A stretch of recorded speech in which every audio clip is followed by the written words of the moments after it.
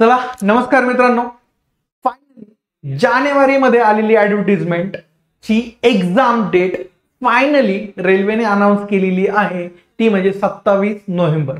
27 November पासून तर 16 जानेवारी पर्यंत तुमची एक्झाम होणार आहे. एक कोर्ट केस पडलेली होती ग्रुप डी च्या ह्या ॲडव्हर्टाइजमेंट वरती, ती फायनली हटली आणि त्यानंतर लगेचच रेल्वेने पुढचे मार्ग या ठिकाणी मार्गक्रमण केलेलं आहे. त्यांनी डेट अनाउन्स केलेल्या आहेत. ठीक आहे, 27 नोव्हेंबर पासून ते 16 जानेवारी पर्यंत ही एक्झाम होणार आहे. जवळपास तुमची एक्झाम 1.5 महिना चालणार आहे, म्हणजे डिसेंबर पूर्ण आणि जानेवारी हाफ 1.5 महिना एक्झाम चालणार आहे तुमची. त्यासोबतच आता तयारी कशी करायची, कुठले विषय आहे, वेटेज कसं आहे ते समजून घेऊयात.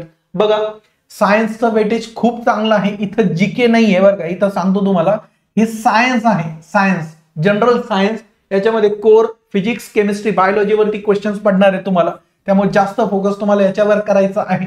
त्यासोबत मॅथ्स मध्ये इलेमेंटरी मॅथमॅटिक्स येतं, यामध्ये जास्त डिफिकल्ट मॅथ्सचा पेपर येत नाही. तर यासाठी तुम्ही काय करायचंय, तर PYQ जे आहे मॅथ आणि रिझनिंग साठी मी तुम्हाला सजेस्ट करेल की मागच्या काही वर्षांमध्ये जे क्वेश्चन्स आलेले आहेत प्रत्येक विषयाचे, ठीक आहे, टॉपिकचे टाइम एंड वर्क असेल, टाइम स्पेस डिस्टन्स असेल, ऍडव्हान्स मॅथ मध्ये अल्जेब्रा, ट्रिग्नोमेट्री, जिओमेट्री, मेन्शुरेशन, ठीक आहे, तर ह्या टॉपिकचे क्वेश्चन तुम्हाला PYQ मधून कव्हर करायचे.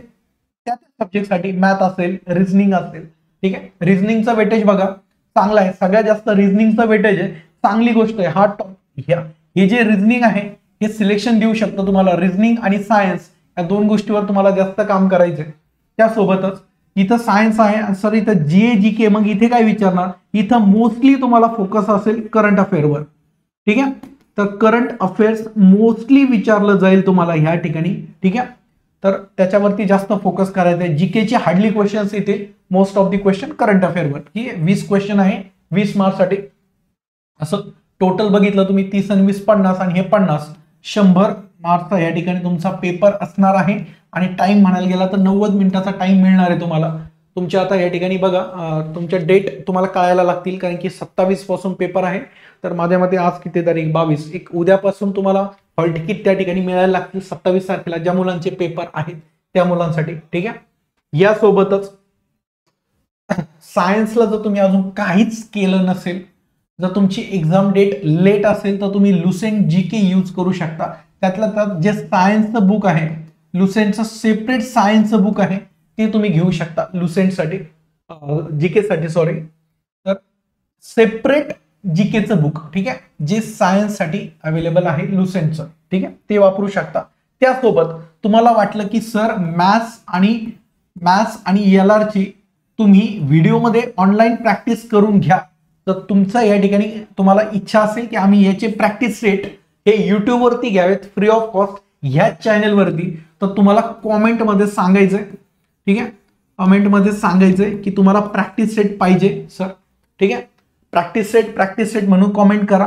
तर जर तुमच्या त्या ठिकाणी रिस्पॉन्स आला तर आम्ही याचे ग्रुप डी साठी स्पेशली प्रॅक्टिस सेट LR आणि याचे मॅथ्सचे या चॅनलवरती करून घेऊ, जेणेकरून तुम्हाला अपकमिंग एक्झाम्स मध्ये बेनिफिट होईल. त्यासोबतच अजून जर तुम्हाला काही हेल्प लागत असेल आमच्याकडनं, अजून काय हवं असेल तर तुम्ही कॉमेंटमध्ये नक्की सांगा. ठीक आहे, तुम्हाला ह्या येणाऱ्या अपकमिंग एक्झामसाठी खूप खूप शुभेच्छा. खूप चांगला पेपर तुम्हाला जाणार आहे. तुम्ही केलेल्या आतापर्यंत कष्टाचं चीज होणार आहे. तर शेवट चांगला करा, रिव्हिजन चांगली करा आणि पेपरला जा. ठीक आहे, तर आमच्याकडून खूप खूप शुभेच्छा.